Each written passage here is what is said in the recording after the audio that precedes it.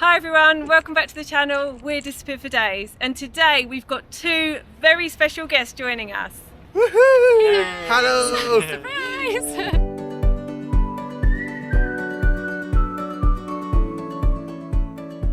So we're here with Alana and Abbas at the Federal Mosque of Kuala Lumpur.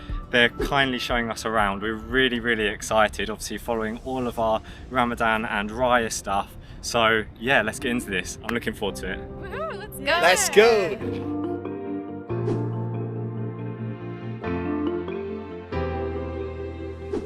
Does it last usually? A few minutes, five minutes. So I bear witness there's only one God. So this kind of like call to pray. This is already happened like 1,400 years ago. Hayya ala Salah means like come to pray, like kind of like for everyone. So before they don't have a speaker, right? 1,400 years ago. That's why they have like that big thing. Someone just shouts. Yeah, true. Yeah, true. Everyone. Yeah. Kind of like everyone. It's time for pray. My shahada here, we've got married here, we've got mum here, so you guys are next on the list. I feel like this is a privilege that we're next on the list, you know. We actually met Alana back in Malaysia Day, which was back, what, like 9 months ago, which is crazy to think. And ever since we've been talking and have been speaking about maybe doing a video together. So we've really been looking forward to this one. We're so excited, and as I said, it does feel like a privilege that, you know, they even got married here and everything. So it's a mosque which is really personal to them, and you know, they've got a history with this mosque, so the fact that they're able to show us around it and really give us an in-depth tour is going to be great. And so I think it's time to put on the robes. That's quite a nice colour actually. Yeah, I don't know if anyone remembers our Go to Kinabalu video, but the dress that we had to wear there was so tight. It was, yeah, like I remember Emma being in it and being like, I can't breathe. I can't breathe. So scared that I wasn't going to be able to get it off. I was like, you're going to have to cut me out of this. It's usually Muslim like attire you want it to be kind of. Yeah. Oh, nice.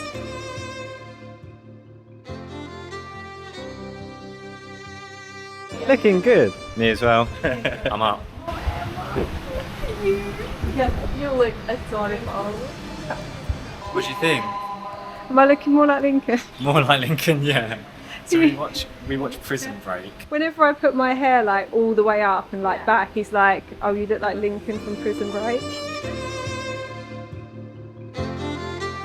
Oh, okay. We follow that system. Hi guys, Hello. we're now doing our prayer session. I'll take you upstairs to the prayer hall. After the prayer, we will take you for the tour. I was going to say, you're in the tourism centre. You're from Malaysia. Alright guys, welcome. Just. But the funniest part is I already took my shahada and got married here, so I'm just gonna pretend I don't know. You're like the newbie again now. It's like, no. Yeah. Oh, Alana, you're going to help me out. What's going on? Come on, Dom. I don't want to get told off. No mind. Alana, the hijab style. I was going to say. Oh, so you go for like more of like the layered effect around the back. Oh.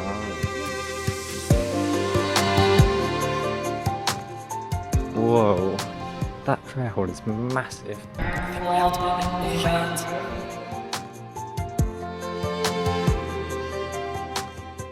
That symbol. That's name Allah in Arabic. Alif, Lam, Lam, Ha. It's kind of like A in Arabic.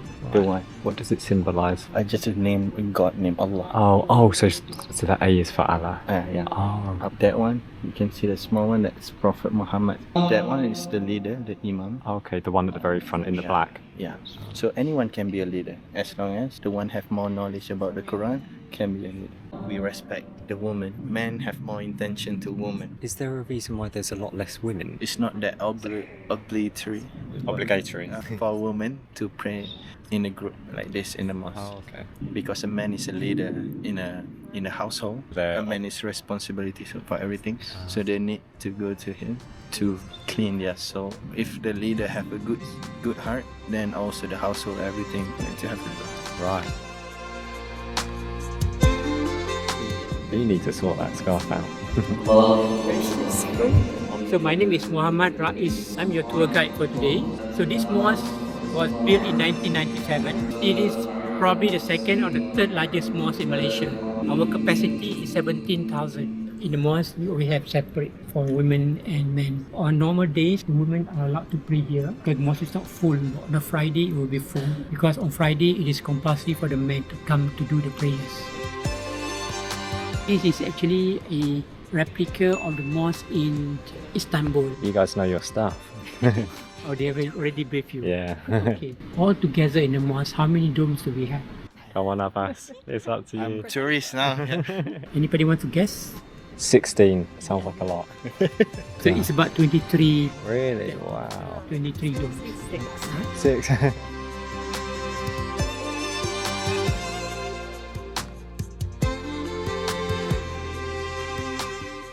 So these are the 99 names of Allah which are written around this bit here in golden. In this mosque they also have 23 of these domes. They look so nice and so regal almost.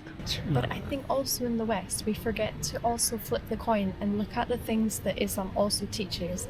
Yes, okay, we don't eat pork, we don't drink alcohol, but we also are taught we have to look after our family, we have to look after our mothers and fathers, we have to give back to the community as much as we can. We fast in Ramadan not only for ourselves but to learn more about Islam, to care more for others, to put our own physical needs aside, to remember that even people every day go through this feeling of hunger. We found when we did the Ramadan video and we did fasting, and that was to kind of let you empathize with people in Empathize with the unfortunate people. yeah, it did make us think, didn't it? Because there's quite a few times where we were oh, we're so hungry and we only fasted for one day. It was hard enough just doing it for one day. Imagine how much more difficult it must be for everyone else out there who literally doesn't have food. In Islam, we're really taught to always be positive no matter what. It was God's decision to send that problem to you, so you learn something from it so it doesn't happen to you again. The next Even though generation. one day you lost your arms, even though one day you lost your eyes, everything happened, must be a good reason behind. That's what Islam teaches. So this is the Quran. It came from God to Angel Gabriel. It's all in Arabic, right? It's all in Arabic. So it must be quite hard to learn everything. Even though we don't speak Arabic, people are able to memorize it. In the name of Allah, the eternity merciful. There is word by word translation and there's a whole sentence translation. And is it read backwards? Yeah, it's Yes. from right to left. Bismillahirrahmanirrahim. Amin. Amin. It sounds almost like a song. Got a bit, that one. We are told to read the Quran in a melodious tone because that helps in the remembrance of the Quran. How have you been finding it? Good. It's really interesting, isn't it? Yeah, I find it so interesting, just as I said, all the similarities that there are between the different religions and how very similar it is to even say Christianity with a lot of the names that they have, Jesus and Yeah, I didn't Isaac realise and that stuff. Jesus was known within Islam as well, but just by a different name. That's really interesting. Yeah, we've sat down for about half an hour. We've just kind of been taught a little bit about their beliefs and what the Quran says about different things. So it's been quite informative and quite interesting, hasn't But it? also just chatting rather than Yeah. it's not just been about telling. Yeah, it's not also been- just been chatting and kind of bouncing different things around. Yeah. Which is quite nice. There's no Muslims in my family. They Yeah. had to give me someone to give me away at my marriage. My dad Right. couldn't do it because okay. This is what happened if you married a Muslim man. Right. So your dad wasn't allowed because he can't really give me away, but we still sat him at the. We actually got married here in the room, so Dad was still Oh, you there. got married here? Yeah. Oh, okay. But in the court, it's literally a little mini American court. wow. And do you know what the funniest thing is? The day we went, there was 2 divorce cases before us. No. There's divorce and marriage is the same in Oh, that court. They do it the wow. same. So we had to sit there for these couples da, da, da, da, da, da. And then when it was our time to go up, The judge. the judge, he was like, okay, you guys have sat for divorce. I never want to see you guys here again. Okay? And then like I was, you know, doing like Bismillah, like I in the name of God, like I don't have any Muslims in my family, like please give me someone to give me away. Then he was like, right, Abbas Mahmoud, and then Abbas had to like walk up to the Good. We're like trying not to laugh, we're trying to take it serious. But at the same time, we're like, what is this? We're in like a mini court, like, you know.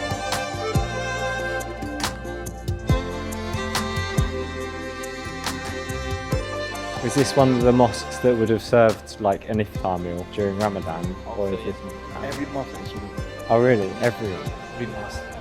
Oh wow. It's so nice.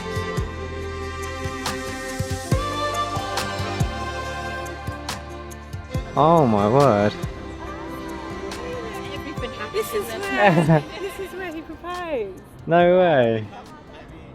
I thought he was going to say, come, I'll recreate it for you. Take photo here. Yeah, wow. It's not Abbas, it's because he organised it with my manager. So I took my shahada and then I'm just minding my business. Abbas was like, oh, let's take photos over there. And we went up there and then he's like, yeah, look at the view. And I'm like, yeah, I've been looking at the view, you know, all day, really. And then he like put his hand like this. I'm just like standing there. They just like hand me the ring. I'm just like, Joe. Then I see him like going down. I'm like, where are you? Oh, what's going on here? Then he just like opens the ring. Have you got your ring on there? Ah, yeah, that's actually the engagement ring, guys. This little fella. This is the wedding ring.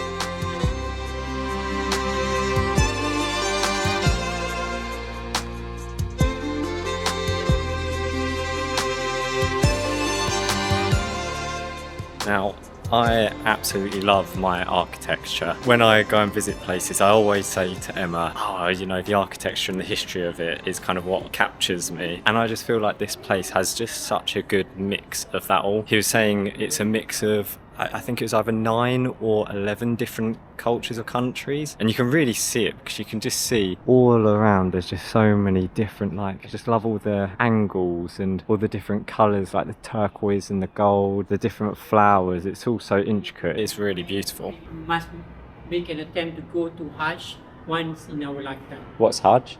Hajj is doing the pilgrim to Mecca. Right. Maybe when you see the people like walking around the black box. Yes, yeah. That is the pilgrimage. When I went in year 2000, I waited for 7 years to get the permission to go. Oh, you need to apply to go? Yes. Wow. The year 2000, we had to wait 7 years. Now you have to wait 35 years. yeah, Really? because more people. Because it's game. Get signed up. I was gonna say. Get signed up. Because I was thinking like, oh, it would be quite nice to visit Mecca one day just to see what it's like and just you see. can go anytime, But would I have to to go? do the Hajj, you have to be there at a specific time of the year. So this is the place. Just a few months ago, we were in this very hall. Does it bring back some memories? Oh yeah, I can imagine. Like, is my dad still here? Yeah. My friend's still around. Like, it was so special to have everyone here in Malaysia. And for the man, it's like, you have so much responsibility. You have to do this, you have to do this. And like, I'm just sitting there like, oh, thanks everyone. Just there, like, And then Sit and look Freeze. pretty. do this and you have to do this and don't forget this. And I'm like, oh, go easy on him, guys.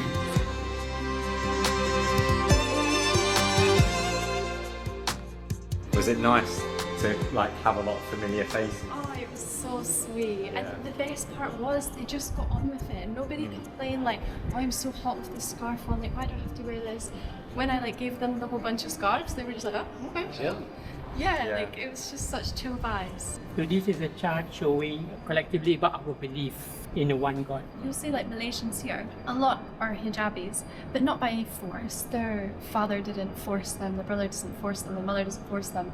They choose that way. When it is forced, that's also not correct. Even a non-Muslim coming into Islam and they do deciding to wear hijab or not, none of this should be forced. If it's forced, the person who's forcing, they'll have a sin on their head. Unless coming to the mosque, yeah, of course, this is, we consider house of God. God is the king of the world. So God asks nothing, just cover, no need to wear golds or no need to wear suit, just cover, that's it.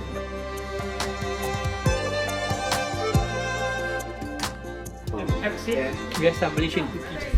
Ah, what is it? Pineapple. Pineapple. Oh, is it pineapple? Said it's a Malaysian cookie. Malaysian cookie, yeah, for Araya. Ooh. Very like soft and crumbly. Oh, this is really good. It's like shortbread. Well, thank you, Abbas tour guide. Come again. Thank you, nice to meet you. Thank you, nice to meet you. Bye. Right, guys, how are you feeling? Are you overwhelmed or are you guys okay? I think there's just a lot of information, isn't there, to take in and trying to sort of understand it all and piece it all together. I feel like you get it a lot more than I do. Yeah. But you ask lots of questions, don't you? Whereas I just kind of sit and listen. You're really good at being like, so... But I always feel like, I know that like no question is a silly question, but I always feel like it's a silly question. Yeah. But you're quite bold to just go, That's the thing. so is this... like, you're just I'm like- happy to just be like, make a fool of myself just to like learn a little bit more. And In Islam, you can ask everything. Yeah, and you were like getting the answers correct as well. Jacob was like, yep. And we were like, oh, good stuff. But you guys are okay, it wasn't too Yeah. overwhelming. No, I really enjoyed I know it. what it's like. I've been there like Keep in there. Yeah. this one just like preaching, then I'm like, I know. It's going in here and it's going out there. But that's good. So, and what do you think about the mosque? Quite beautiful. Oh, it's Beautiful. beautiful. Hopefully it's been some sort of whistle stop. Not really whistle stop, a big stop there at the mosque. So this is the changing room. So this is ablution, also male changing. What's ablution? Ablution kind of like we wash ourselves before we pray. Right, So okay. normally I just take off my socks. Okay, so you just wash your feet. Oh, you want to- I'll give it a go. You want to try? Oh, I don't mind. The first thing is we wash our hands. And intentionally I just say in the name of God, Bismillah, and it's like mouthwash 3 times. For whatever we eat, we clean it. We also do this, like clean our nose, trail, just like put a bit. Oh, I don't know how to do that. I feel like I was drowning. Don't suck it. Then our face, like around all here. Okay. What does this part symbolize? So this is to clean our face. I feel like I'm getting water everywhere. Then the next part is we wash our hand till our elbow. Okay. And so is there a specific way that you have to do it? Like, No. does that mean anything? No, not really. Actually, Muslim teach about hygiene. Next is like just here, the hair, I feel like I'm going to come out Yeah. smelling a whole new person. and also and your ears. Next is like take the water and put your ears. Of the and inside. Yeah. Oh, that's a weird feeling. And your leg. Last part. All right, and that's it. So do you have to do this every time? Every time you want to pray. That was an experience. I feel like I've got water absolutely everywhere though. Abbas and Alana have actually now gone to go pray, so we're just going to chill out for a little bit and then we'll pick up in a moment. Abbas has brought the snacks. These samosas are hitting the spot. They're really like nice and crispy, aren't they? You guys eat spicy. I eat spicy, Okay. but Emma's Yeah, we're the only same. sikit. Sikit pedas. Do you think your like tolerance has gotten any better? Wait, I'll let you finish. Not really. I was really working on it before. My friend's Pakistani, Malaysian, sorry. She loves spice. And I was spending a lot of time with her. Spice tolerance up here. Yeah. These days, down here. Abbas, what are you doing? You need to start getting her on like everything. She just eat like instant noodles. She just like, that's spicy. Like for Malaysian, we just like, we put more chilies. Yeah. More chilies and more chilies. Our favourite instant noodles is Indomie goreng, and when I do Emma, it started off with no chili in the packet. Now it's going up to half the packet of chili, so it's definitely an improvement. Right, we're going to end this one here, guys. We want to say a massive thank you to Alana and Abbas for taking us around today and showing us everything and explaining everything. You were brilliant tour guides. If you haven't come to this mosque and you're in Kuala Lumpur, I would definitely recommend it. It's such a beautiful mosque. There's so much to see. And as we said, the tour was actually really, really good. We learned so much there as well. But if any one of you have been living under a rock and not subscribed to, say, Alana, you probably would have if you're subscribed to us. Subscribe to her channel. Come over, guys. Give us a hello. And if you're not subscribed to Disappear for Days, what are you doing? You heard it from her herself. We're going to head off, but we'll call it there. So wait for next video, I think. Yeah, what Yeah. are we gonna makan? Let's wait and see. You have to find out. Thank you for joining us also, guys. It's been super fun and lovely to meet you guys. And Yeah. inshallah we can meet again. All right. See you later. See you in the next one. Bye.